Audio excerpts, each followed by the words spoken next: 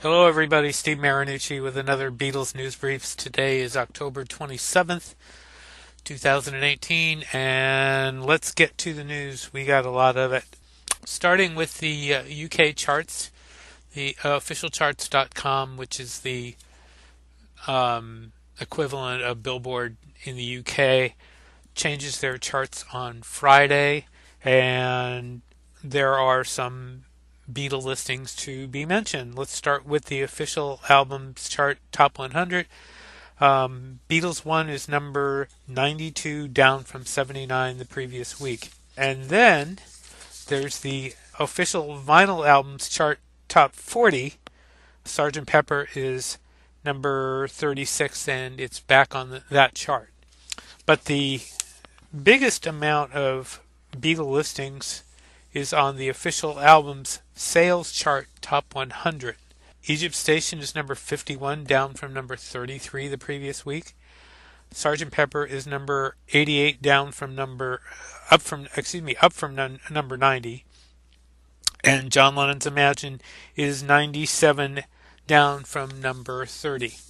Okay, let's get to the news. On Thursday, Ringo Starr was honored by the Paley Center for at a gala tribute to music on television. Variety quoted him at his speech as saying, somebody at the press line said today, "What, you're still doing this?"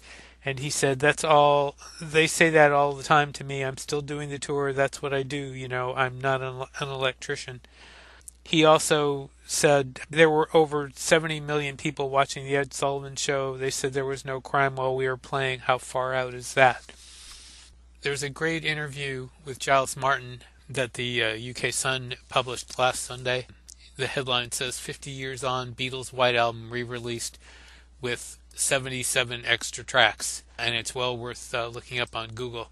I'll just read you a couple of excerpts from it. He said, Giles said that Paul listened to the new mix of the White Album and said, "I never realized how modern this record sounds. This could be a band today."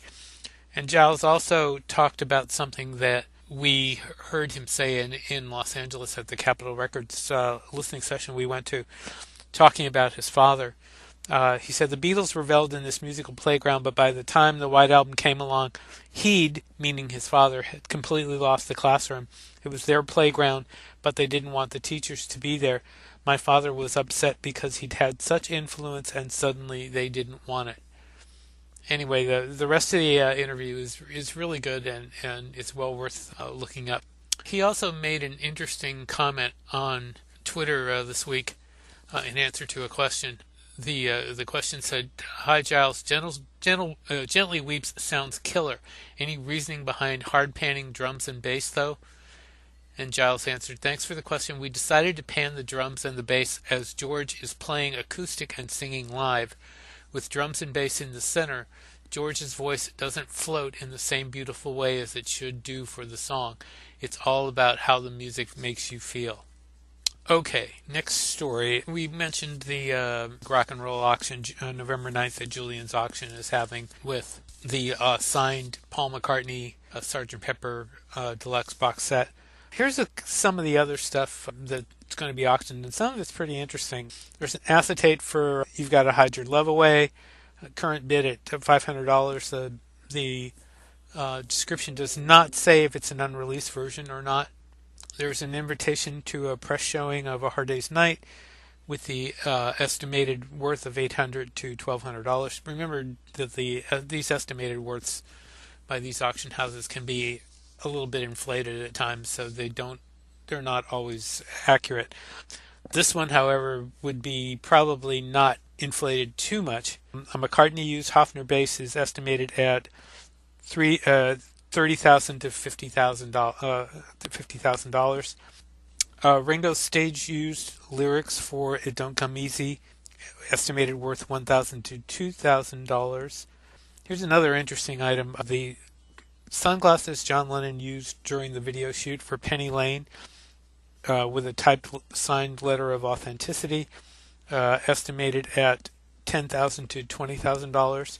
The auction is also featuring several sets of lyrics coming from Mal Evans that were used by Mal Evans during recording sessions Two sets are for Helter Skelter, and these are separate sets. One set is handwritten, the other is typed.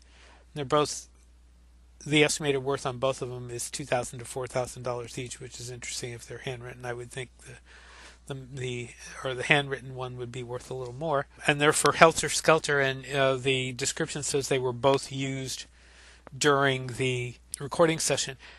The typed Helter Skelter has different lyrics. When I get back to the top of the slide, I give you a thrill. And the bid on that one is only $250 at the moment, which is interesting. There's also another handwritten set for Piggies with a fourth verse on the lyric sheet that is crossed off and was not used. That one has a current bid of $600. And then there's a Lennon signed copy of Spaniard in the Works worth $2,000 to $3,000 with a current bid of $1,750. That's $1,750. Tickets are now on sale for Best Fest 11 at the. This will be held at the 60th anniversary of the Casbah Coffee Club in Liverpool on the 24th of August 2019. Details, you can find more details and tickets at Pete Best's website, www.petebest.com. Beatles are everywhere, and it seemed we were watching Bill Maher on HBO, and he quoted John Lennon's Imagine His New Rules on Friday in the segment about moving the date of Halloween. You should really see the segment. If I quote you what he quoted, and it doesn't mean anything, but it's funnier to see what he does, and if you're a fan, you'll want to see that. Author Sally Carpenter sent us a note saying that her Baffled Beatlemaniac Caper book, which was out of print, is now back in print with a new cover and a revised second edition. It's available on Amazon. So there we go. Looking back in history, October 27th, 1964, the Beatles were mixing What You're Doing, Honey Don't, Mr. Moonlight, Every Little Thing, and 8 Days a Week. On this date in 1969, they were recording, mixing Night and Day by Ringo Starr. On the same day, the Beatles song Something was certified gold by the RIAA, that's Record Industry Association of America. On October 27th, 1986, Men Love Avenue, John Lennon's solo album, was released in the U.S. In 1980, the two separate volumes of Rock and Roll Music that were released as a double in the U.S., they were released in the UK as Volume 1 and Volume 2. And in 2016, a letter that John Lennon wrote to the Queen explaining why he was returning his MBE was found in a record sleeve from a 10-pound car boot haul. The owner took the document to a valuation day at the Beatles store in Liverpool and discovered it was worth about £60,000. It was later auctioned. And getting ahead, there's a couple of very important Beatle dates on October 28th. On October 28th, 1961, Raymond Jones went into NEMS in Liverpool and asked about the Beatles records that had been released in Germany. And Brian Epstein, who was working in the shop at the time, said he would investigate. And the rest is history.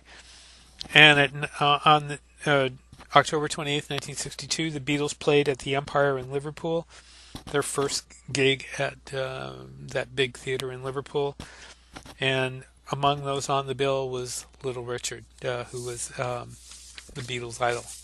Also on the bill was Chet Harris, Kenny Lynch, and Sounds Incorporated. And one other October 28th interesting bit of history that is not Beatles, but this is Elvis. After a show at the Pan Pacific Auditorium in Los Angeles, the police told Elvis Presley he would not be allowed to wiggle his hips on stage. So, there. That's about it for today. Thanks to Matt Burley and Fab4 Radio, where you can find the show on a regular basis and in great rotation, and we thank Matt for that. We're also on iTunes, Google Play, Spotify, TuneIn, iHeartRadio, Pandora, Stitcher, and now radio.net. You can contact us at BeatlenewsDesk@gmail.com. Don't forget our Beatles News and Information group on Facebook, where we post not only information about this show, but we post all the stories that come into our universe about what's happened with the Beatles. And there's also a Beatles News Briefs, the podcast page that's for news of the show. And please visit the That's What I Want Beatles store page on Facebook, where we post links of all sorts of things that you might be interested in, like the upcoming box set for the White Album, which we plan on talking about again here in the not so near future. That's about it. Until next time, this is Steve Marinucci saying please subscribe to us if you have not already. You can subscribe any of the places that you get your podcasts. And we'll just sign off by saying you say hello, we say goodbye, I say goodbye, you say hello. Thanks for listening, and peace.